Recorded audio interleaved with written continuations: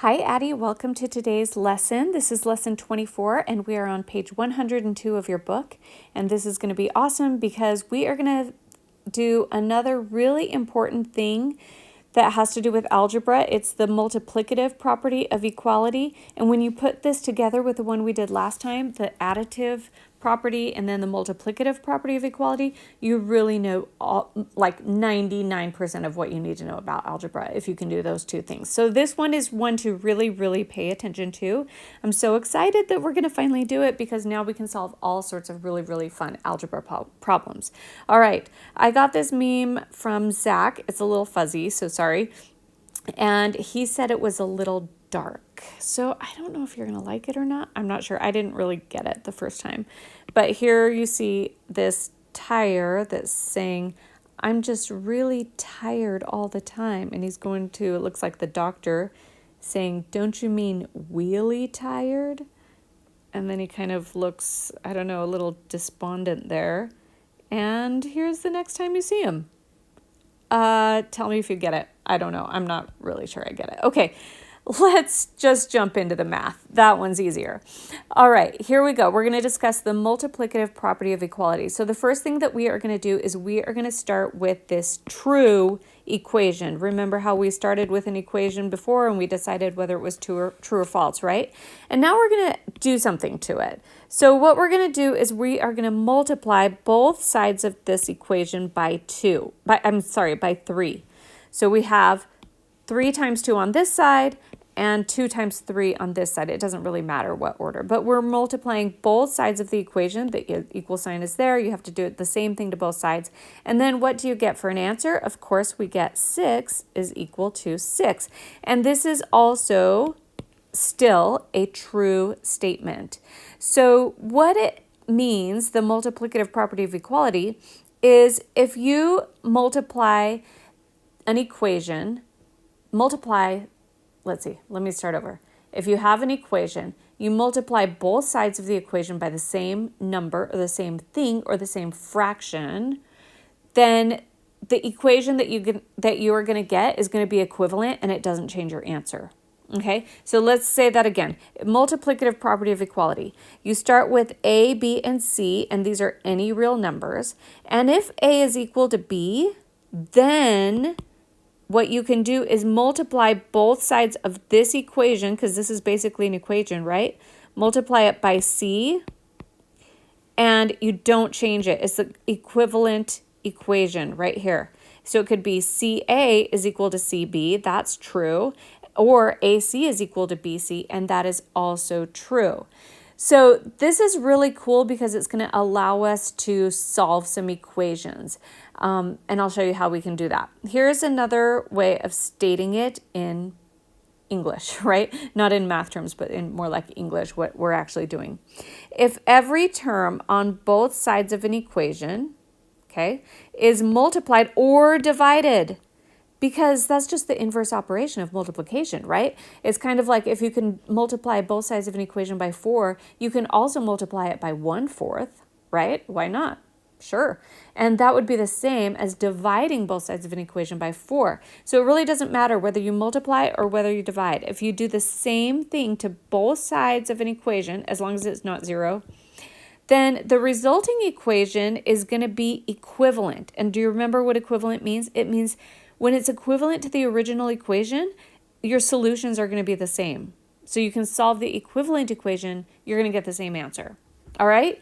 Let's show you how you can use this rule to solve really important, complicated math problems. Okay? This is where we really get into the fun. I'm so excited. Okay, so 4x is equal to 12 in this equation. So the first thing to do is think about, I want to solve this equation, and that means I want to isolate the x. I want to get that alone on one side of the equation. So I got to get rid of that 4 somehow, right? And the way to undo a 4, because this is multiplication here, 4 times x, is to do the inverse operation. So the inverse operation of multiplication is division.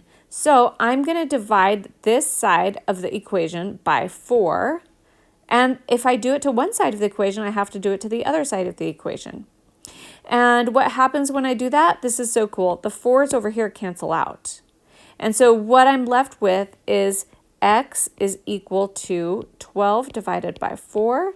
And you know what 12 divided by 4 is 3. So x is equal to 3. Oh, that is so cool, right?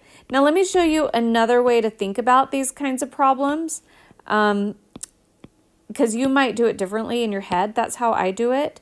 But here's another way to think about it, right? Okay, so you start out with 4x is equal to 12. And if I want to get rid of the 4, but I want to use multiplication, I can multiply the 4 by its reciprocal. Do you remember what reciprocal is? That means when you multiply a number and its reciprocal together, you get the answer of 1. Okay, so multiplying 4 by what is equal to 1? Well, if you multiply 4 by 1/4, okay, then you get 1. So I'm going to multiply, and I got to do the same thing to both sides or else it's not equal, right? All right, so now I have 1/4 times 4x over here and 12 times 1/4 over here. Now, this is also super interesting because when you multiply 1/4 times 4, you just get the answer of 1. So it's kind of like both of those things canceling out because they just turn into a 1. And you don't even need to write a 1 in the equation. It's implied, right? So now over on this side, I have x, basically 1x, but it's just x, is equal to 12 times 1/4. And 12 times 1/4 is the same as 12 divided by 4. You're going to get the answer of 3. So x is equal to 3. So we got the same answer either way. So you can think about it as dividing both sides by a number or multiplying by the reciprocal of that thing. All right, let's do some examples. And guess what? I was feeling in a SpongeBob-y mood today. I love SpongeBob. He's so awesome. The reason I love him is because he's so happy all the time. It's just cheerful. It cheers anyone up. I mean, when I'm having a bad day, I just think of SpongeBob, right? He's so excited about going to work. He just loves it, right? Okay, so we're going to have a fun time doing this math. They want us to solve 5x is equal to 20. So I want to think about how am I going to isolate that x? I can either multiply this side by 1/5 and this side by 1/5. Of course, you have to do the same thing. In my head, it's easier to divide by 5, divide both sides by 5, and then these 5's cancel out.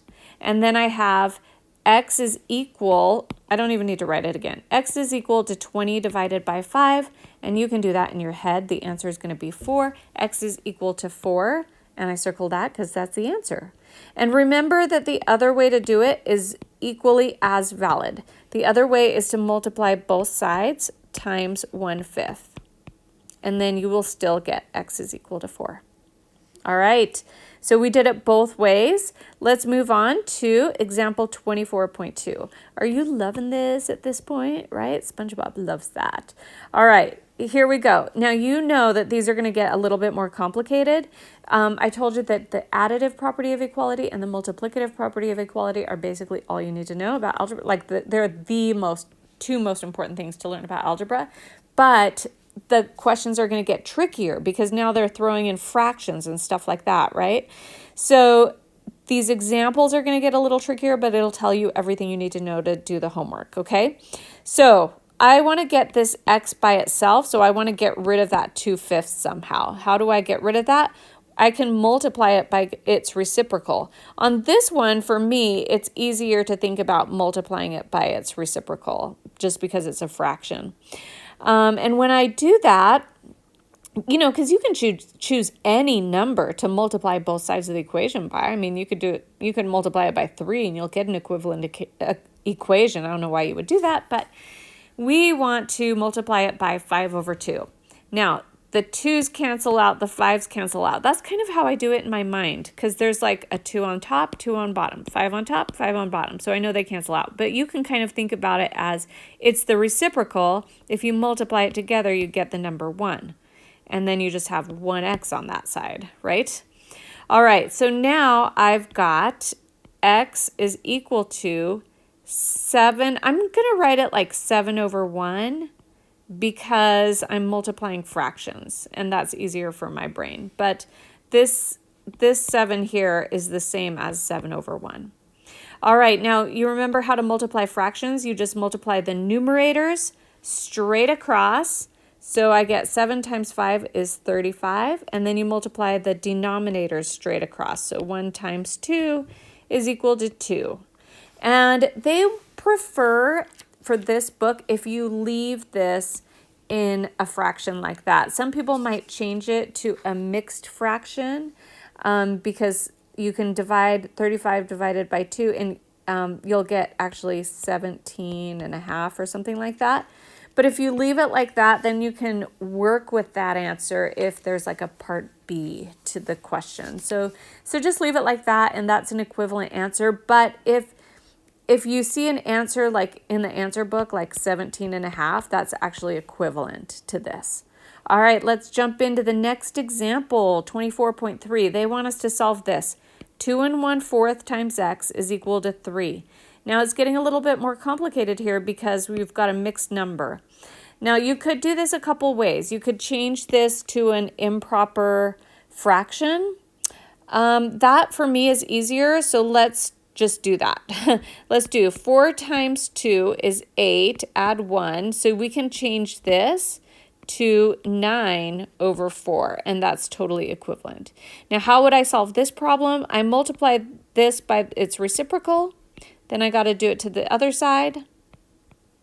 Okay? And then when I multiply this on the left, it just turns into a big fat 1. So it's just x is equal to. And then over here, I have 3 times 4 over 9. And I'm going to think of it as, 3 over 1 times 4 over 9. 3 times 4, I'm just multiplying the numerator straight across, and I get 12. And then on the bottom, if you multiply the denominators straight across, you get 1 times 9 is 9. So 12 divided by 9. Now, I can reduce that, right? Because both of those numbers are divisible by 3. So I'm going to go ahead and reduce that. 12 divided by 3 is 4. 9 divided by 3 is 3. So that is the proper answer, and I circle it, and I'm done. Let's do this problem one other way, just so you know how to think about it, a couple of different ways. Okay, so let's go back to the original problem. It was 2 1/4 x is equal to 3. Now, I could think about this as like this is one big fat number, and I'm just going to divide this whole entire side by 2 1/4. And then I'm going to divide this by 2 1/4. Okay? Now what happens? On this side, this cancels out. So now I just have x is equal to 3 divided by 2 1/4. Does that make sense? Okay, so then I know that 2 1/4 is actually 9/4. And do you remember how to divide fractions? To divide fractions, you flip the second one. So instead of 9/4, you make it 4 over 9. And you make that multiplication. And then you get 12 over 9. And that's the same answer that we got before. It's 4 divided by 3.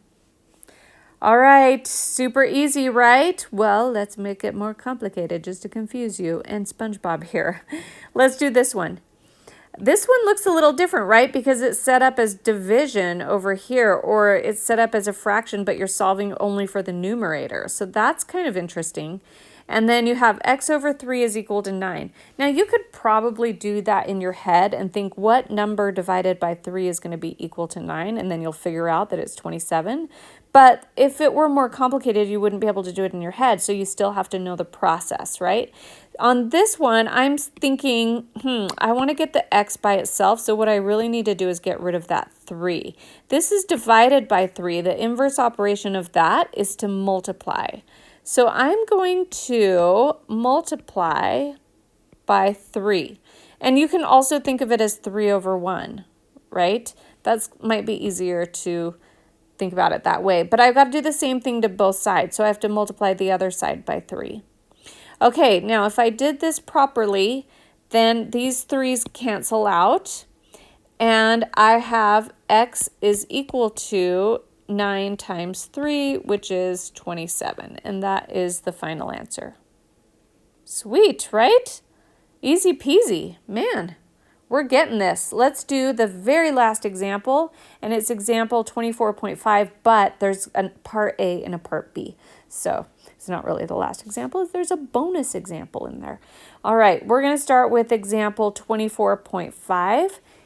This is written a little complicated because you have like a fraction over a fraction, but it's x divided by 2.5 is equal to 7. See how this one's like a little harder to do in your head now? So what I'm going to do is I'm going to multiply both sides by 2.5. And it's kind of like putting that on the numerator because it's basically 2.5 over 1. But I got to do the same thing to both sides, right? So I'm going to multiply that by 2.5. Now, these cancel out. So I have x is equal to 7 times 2.5. Let's change that to an improper fraction so we can work with it. So I've got 2 times 2 is 4 plus 1 is 5 over 2. Okay, now I want to think of this as 7 over 1 times 5 over 2. Sorry, my handwriting's getting a little iffy there. And I get 35 over 2. And guess what? That's it. That's the final answer.